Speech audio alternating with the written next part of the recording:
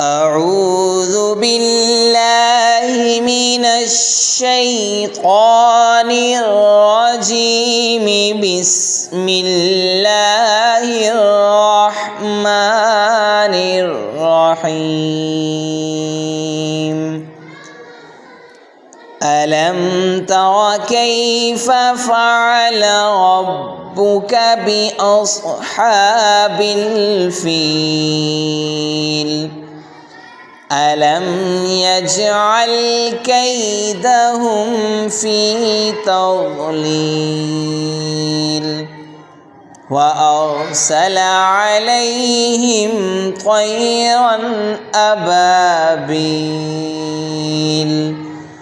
ترميهم بحجارة من سجيل فجعلهم كعصف مأكول.